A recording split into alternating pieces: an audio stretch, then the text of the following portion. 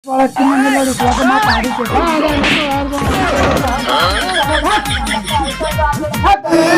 नाश्ता पानी तो हो गेल। हाँ लोग कहाँ गए? जी चौक पर गेल हुई लोग कहीं पान कसाई खाए। घूमे वाला दिन बाटे, चौक चौराहा बा, गेल हुई लोग घूमे फिरे। अच्छा ये बताई से हमरा घरे गेल रही, ये बताई जे लड़की कैसन बा? हाँ हे महाराजी तो कही के ना बा, 100 में एगो लड़की बा, सफा चांद के टुकड़ा बा लड़की महाराजी। सुनल जा आप लोग तो नाश्ता करके चौक चौराहा घूमे चल गए, पान कसाई खाए। महाराज हमने दुइये गोड़ा रहता बैठल बनी सर, तो कम से कम तक लेनो देने के बात खुला ना। आय हो दादा, हे महाराज लेन देन के बात खुली। अच्छा एगो बात बा, लड़कवा के हम ना देखले बा। अरे महाराज ओई देखी लड़का, देखी कागो फेल बा। ये बताई लड़का बा पढ़ल लिखल बा कि ना? ये महाराज लड़कवा के पढ़ल लिखल मत कही, लड़कवा लिखल पढ़ल बा, पहिला से तीसरा तक फर्स्ट करते गेल बा, आ चौथा में एक बेर फेल कर, आ पांचवा में तो गेल सरवा पढ़ाइए तो मतलब बा तो लड़कवा पढ़ल लिखल ना बा। महाराज अब बतले हता। आई बताई दे रउआ तिलक कितना दे हम? अच्छा रउआ बताई ना का ले हम का बताई या ना बताई? रउआ का करम कि जब 10 लाख रुपया दे आ ओकरा बाद में एगो सोना के सिकड़ी दे दे, एगो सोना के औंठी दे दे, एगो अपाची गाड़ी, एगो 4 चक्का दे दे, आ लइका ला सुपारी सूट, आ एगो हमरा ला कोट पैंट सिवा दे। ठीक है ना? आई बाप रे बाबे तोर बहिन चोद ई बुझाता सरवा व्यापारी बा का दिरे दादा। कुछ कहनी है का? ना कुछो ना कहनी है। बताओ जा समझी साहेब, गड़िया धरेला घर बा। महाराज 4 गो भई, 4 गो गाय, 4 गो बकरी छेरबा, दुआरे पर रहले, वही दुआरे पर गड़ियो रही। समझी साहेब, हाँ बोला जा। हमरा कहे के मतलब बा से समझी साहेब जवान मरी नीबू। अच्छा ई बतावल जाओ जो रउआ लड़कवा देखे आल बानी कि लड़कवा का मतरिया के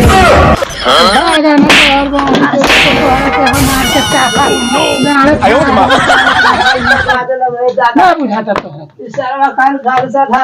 अच्छा समझी साहब बैठल जा बाप रे बाप।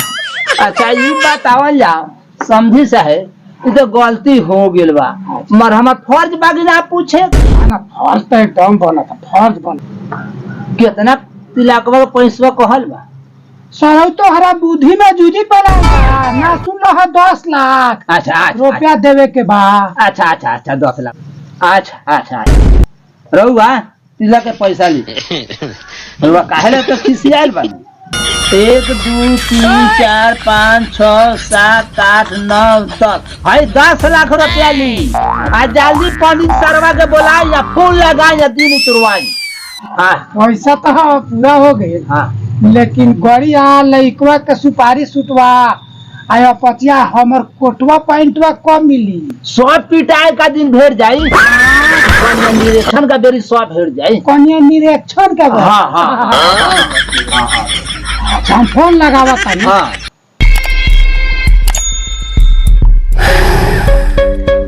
हेलो पंडित जी, पाव लगनी। खूब आनंद कर जजमान, खूब आनंद कर। हाल जाओ पंडित जी, अब यहाँ लड़कवा कब दिन उतारे के बा? पूरा पतरा खतरा के साथ है एकदम साफा। हम पता तो सब साथे मिल जाता। हाँ ये लोग का टाइम ना पड़ता। आल जाओ। हाँ हम जल्दी आवत। ठीक बा, पाव लगले पंडित जी। जी पंडित जी आवत रन।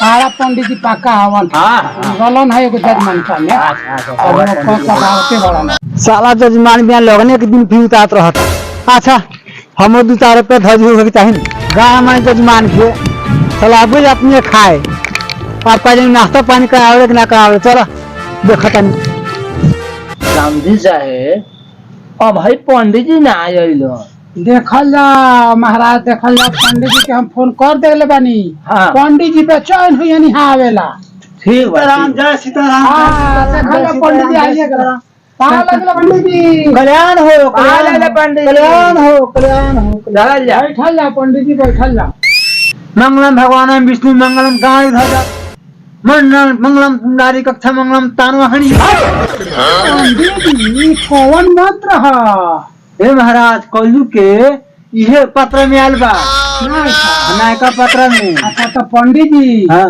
हमरा लड़का के दिन उतारे के पात्रा निकालिए तनी है दिनिया उतारी जय हो शुभ में अशुभ हो जय हो जजमान की जय हो बोलो दियापति लालटेन की।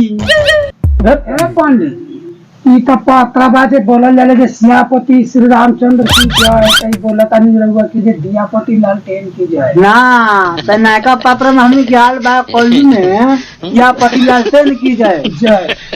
अच्छा पंडित जी देखल जाओ जय हो जजमान की जय हो जजमान की जय हो हैं ए कैसन कलम ले आल बानी जे हरदम माने मुंह में मैंने डाला तनी थूक लगावा तनी जानता कि घर रहल कितने दिन उतारे को करे कर काम लागल है नी कुछ जाम हो जाले बना से मंगले बन। अच्छा ठीक बा जल्दी जल्दी हाँ हाँ हाँ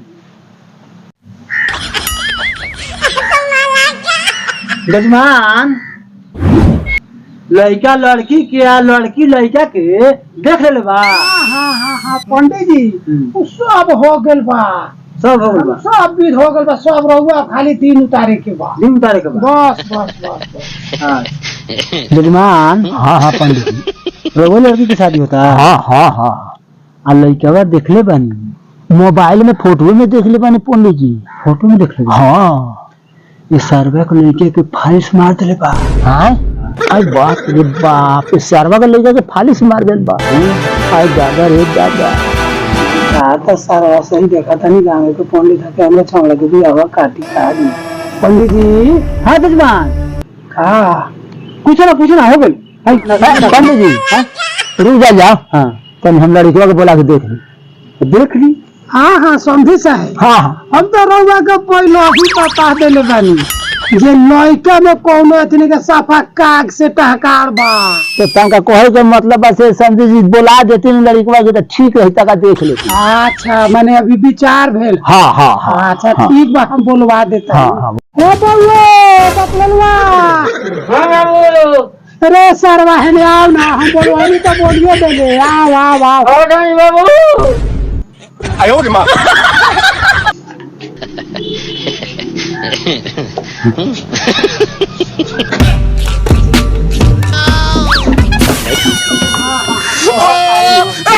बाबू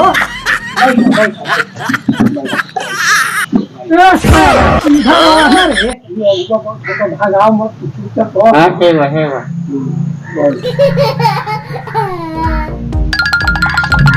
बाप रे बाप हमर नसीब खराब हो गया।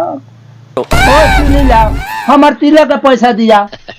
संधी साहब घबराई मत ई लड़का ना पसंद बा हमार दोसर लड़का बा ओकरा से शादी होई। हम कहत है से हमर तिलक के पैसा जाल दे तिलक के पैसा हमें ढेवा दिया। ओ संधी साहब ना मन दे कहत है तू मन लग रहा मरबो हमर ढेवा करवा के भाग ना बोले रे बाहर हमें ढेवा दी पैसा दी हमरा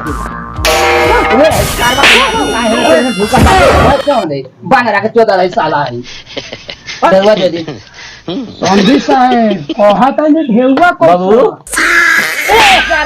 हाथ ना होले भगवान से देखा तारा जे यहाँ पंडित बियाह कर दे तने बियाह ना करे पैसा दे बाबू सारवा के लाठी हट रे भाग बानरा जजमान। हां अपने कॉल जाओ हम 10 मिनट जाओ हम चल जाओ तोहरा आयो रे मां दक्षिणा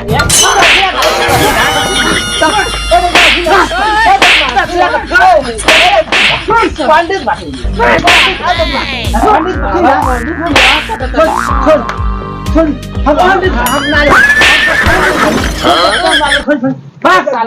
हमारे पैसा दी ना माना पैसा ना मन तो तू अपन पैसा ना हमारे चलाइए